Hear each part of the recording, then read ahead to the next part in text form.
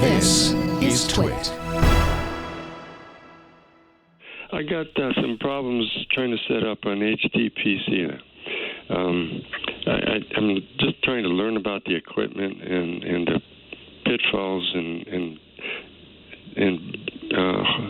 holdups that they present from the cable company. I set up a HTPC that I built when you say, and I should explain this so people understand, it's a home theater PC, a computer dedicated, often in the living room, to showing video. Yeah, it's just a regular PC, and I'm trying to equip it to be able to. Right. Do you want to record? Do you want to make it a TiVo or DVR? Yeah. See, that's the hardest thing. I want to replace the cable box with it and record. Play. So replacing the cable box is a little tricky because you have to have the cooperation of the cable company.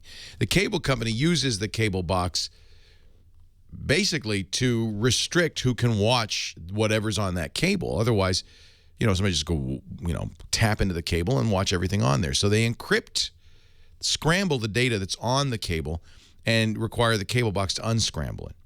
Now, a TV or their PC can do the unscrambling. That's not hard. The issue is more getting the permission of the cable company to do it.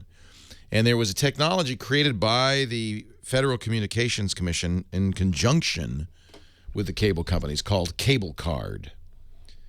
And by law, the cable company is supposed to give you a cable card. It's a special PC card. Remember PC cards? Do you even have PC cards anymore? Well, a HTPC should. That you stick into a cable card, a PC that allows, first of all, associates that PC with your cable account. So you're going to need when you build an HTPC, if you want it to work as a cable, as a set-top box, you're going to need the hardware in that PC that will work with cable card. Part one. Then you got to somehow convince your cable company to give you one. This is required by the Telecommunications Act of 1996, but most of the time the cable company just pretends they never heard of such a thing, or they keep it in the back room. You really have to ask for it. There is a new standard that's better than cable card that's two-way, because cable card was not two-way, and that's one of the reasons that cable companies don't want you to use it, because you can't do the video-on-demand stuff that makes them so much money. So there are newer services. I guess what you should do before you do anything else, since you say you want to work with your cable company, is call your cable company and tell them, I want to build a home theater PC, and I want to see if I can make it work as a set-top box. Truckee in the chat room says, the cable companies don't have to give you a cable card. They just have to make it available. That is the fine kind of distinction that they totally take advantage of. They don't have to give it to you. They just have to make it available.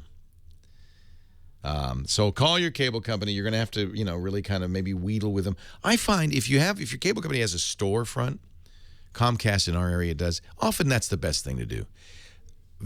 At least my experience has been when I go to their store, there's a guy there who's really smart, who understands this. A lot of the reps on the phone will say, I don't know what you're talking about. But the guy does. The guy says, oh, yeah. And he'll, usually they want to help you. Don't you find that when people are in person, they're often nicer and more helpful? So that's what I would start with. Then you have to get the hardware that'll support the cable card, a tuner card that works with the operating system, and the software. Easier to get a TiVo, frankly. Thanks to the chat room. They've recommended for our last caller who wanted to do a home theater PC, a really cool little box from a company called Silicon Dust, silicondust.com. It's called the HD Home Run. They have a variety of them, but the one you'd probably want is HD Home Run Prime. So it's a digital cable tuner. See, this replaces your set-top box, supports cable card. So you'd have to get one of the new M-Card cable cards from your cable provider. You plug that into the $200 Home Run Prime, and now you can watch and record all the digital cable channels you subscribe to in perfect quality. It works with Windows Media Center. It works on an Xbox or a PlayStation. This is definitely the easier way to do it. It doesn't replace the PC. You'd still need a PC, but it simplifies getting that PC to see TV, which is hard to do.